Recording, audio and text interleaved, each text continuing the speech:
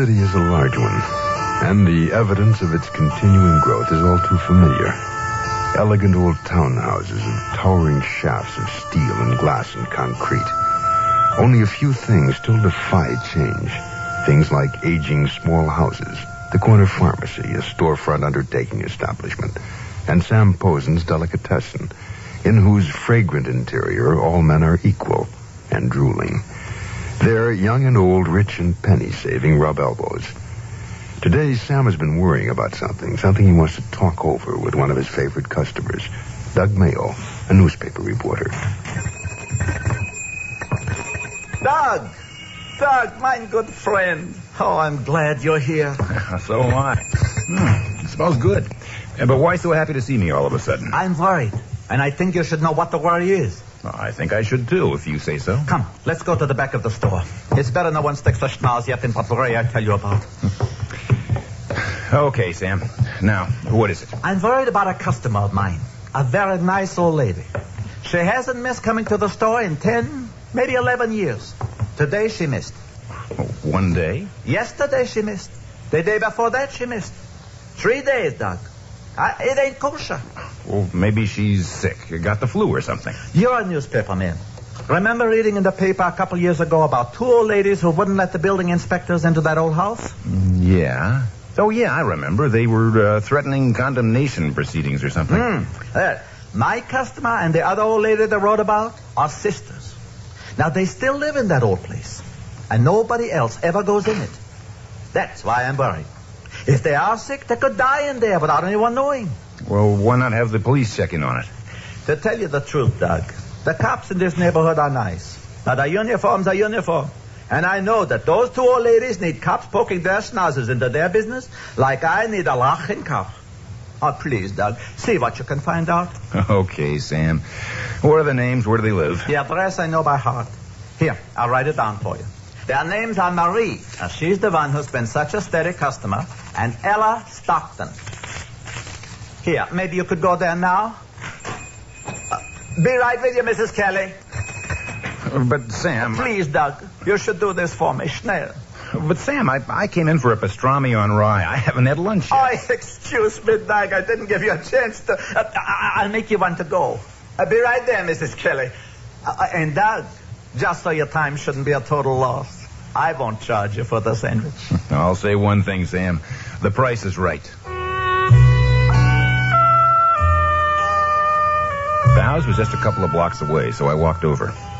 I'd seen it before, but had never paid any attention to it. It was an old brownstone, large and imposing, that had undoubtedly been elegant in its heyday. Now it was shabby, and the soot-tarnished brick ledges made the windows look like staring eyes with gaunt shadows beneath them. The windows that weren't boarded up, that is. I went to the front door and right away discovered the bell wouldn't work. Receiving no answer, it was my turn to worry. Maybe Sam was right. I tried the knob.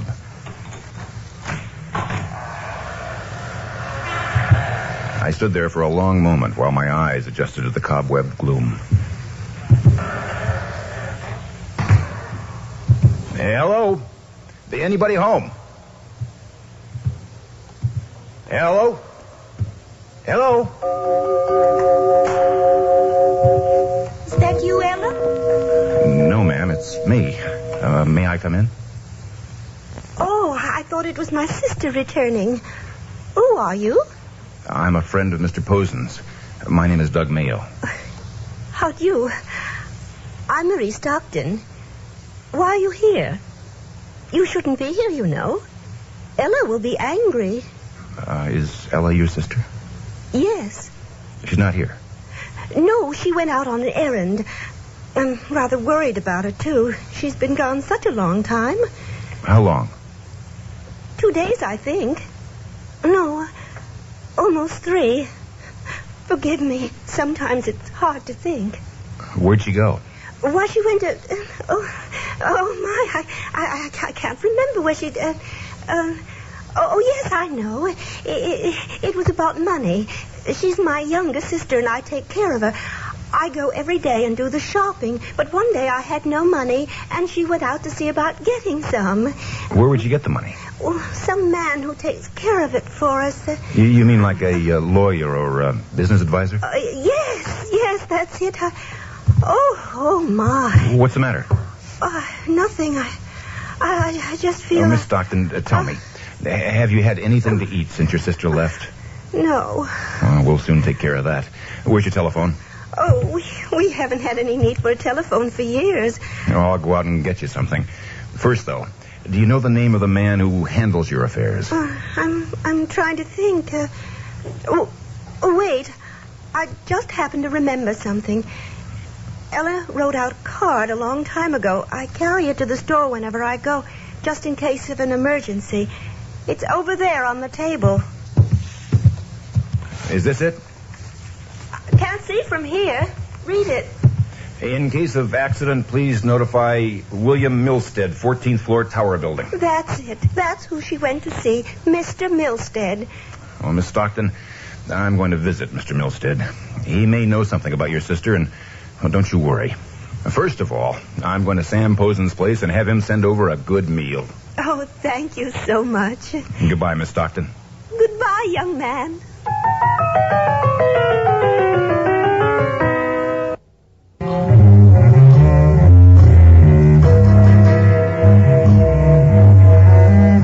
I paid Sam Posen for a good meal, which he promptly delivered to the old girl, along with his own donation of canned goods, sliced meats, and cheeses, in a typical Posen gesture of compassion. From the delicatessen, I went directly to Milstead's office in the tower building. Have a chair, Mr. Mayo. Thank you. Oh, I see you with the Daily News. Well, what can I do for you? Well, I'm not after a story or a column, Mr. Milstead. I'm after information. If I could be of any help. Well, I've just come from the home of Marie Stockton. I believe you know her? Oh, yes, I handle her estate. She's not ill, I hope. No. She's concerned about her sister, and I promised to be of help if I could. It seems she's been missing for nearly 3 days. Her sister? Ella Stockton. That's very interesting. Interesting? Tell me, Mr. Mayo, did you notice anything unusual about Marie's behavior? Well, she did have difficulty recalling things. I'll wager she had trouble even remembering my name. As a matter of fact, she did, but what's that got to do with the disappearance of her sister? A great deal. Mr. Mayo, Marie Stockton indulges in flights of fancy. You mean her sister's not missing? Not literally. You see, she's in Northside Cemetery. She died in 1960.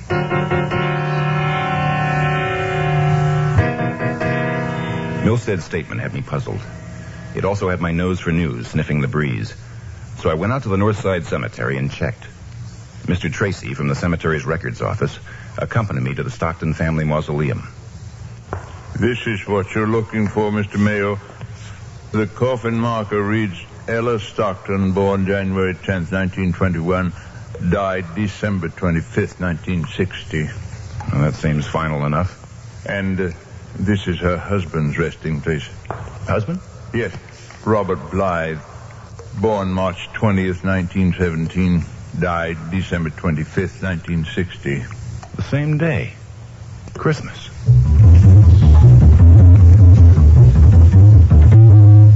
From the cemetery records, I learned the name of the minister who'd conducted Robert Blythe's service. I decided to call upon him. Yes, Mr. Mayo, poor Robert Blythe died an untimely death. Mrs. Blythe took it terribly hard, even though they hadn't been living together for some time. And though I tried to comfort her after the service, she was quite inconsolable. Had they been divorced? Oh, no. But there had been an annulment. There were irreconcilable differences, some of which, and I say this with utmost compassion for the departed, were largely due to Mr. Blythe's alcoholic problem and his gambling. Ella was a very brave woman. Well, Reverend, I thank you for your time. I'll be going now. Oh, won't you stay for a cup of tea? No, thanks. I have a feeling I don't have too much time for anything except the business at hand.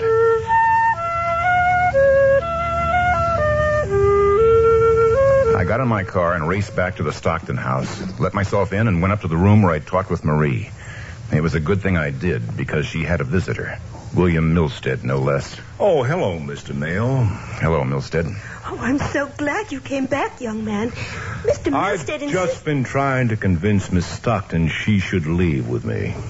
Why? Well, as I told you, Mr. Mayo, Miss Stockton is not competent to handle her own affairs. I want her to come with me to be registered at an institution where she can be cared for properly. This is no place for her to be living alone. I don't live alone. Ella takes care of me. She'll be back. Oh, Marie, your sister's been dead for years. You're living in a dream. Now, let's get your things together and have done with this nonsense. No, you can't make me think I'm crazy. If what you're trying to do with Miss Stockton is proper procedure, you undoubtedly have a court order. Mr. Mayo, I've been handling the affairs of the Stockton sisters for several years. My decision is the authority for this move. And Mr. Milstead, I'm a newcomer to the situation, I'll admit. But I won't permit you to remove Miss Stockton from her home without a court order to back you up. This is none of your damn business. It might be police business. And if you prefer, I'll gladly bring them into it. You'll regret this, Mr. Mayo. I'll leave now, but I'll get that court order, and I'll be back.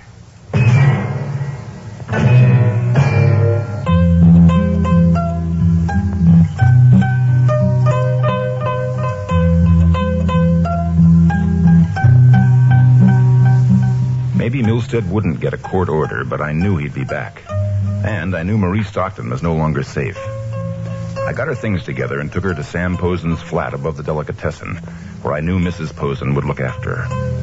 Then I called Larry Hayward, a friend of mine at the homicide division. I explained what I'd gotten myself into and asked him to send someone to meet me at the Stockton Mausoleum. Larry did better than that. He came himself. It was dark by the time we got there. This is not my idea of a way to spend a pleasant evening. Nor mine. Here, shine your flashlight over there. See? There are the two compartments I told you about. And you insist she didn't die in 1960? I'm positive. I went over Sam Posen's charge slips and other notations. Ella Stockton was definitely a customer of his for some 11 years until 3 days ago. Anything else? As a matter of fact, yes. That day I went to Milstead's office, I happened to glance at the cornerstone of the entrance of the tower building. It didn't register then, but it did after I read the date on that marker over there. How come? Well, according to the marker, she died December 25th, 1960. That was Ella's handwriting on Milstead's business card, but the tower building wasn't built until 1963. She couldn't have been dead. Sounds pretty conclusive, but we'd better be damn sure. I'm going to look in that coffin. Do you think we ought to get permission? It's a little late for that. After all, we got into this mausoleum with a pass key, so let's not get conscientious now.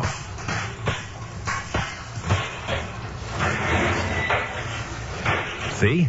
Empty. You're right. This is really weird. Sounds like a car heading this way. Snap off your light. Let me take a look. You're right. It is heading this way. Quick, help me close the doors.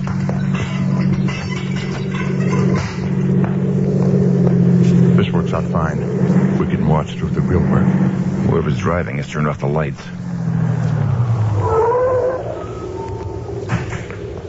A man's getting out.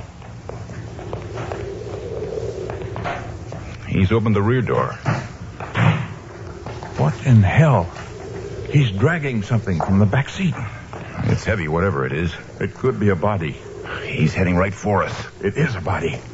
Now, look, no ad-libbing. Just do as I say. When he comes up the steps, he'll be off balance, so swing the door open and I'll cover him. Gotcha.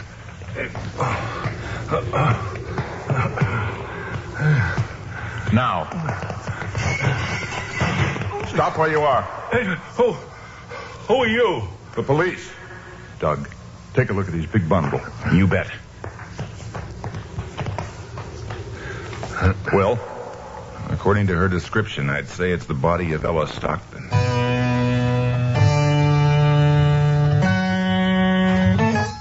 We finally put the pieces together.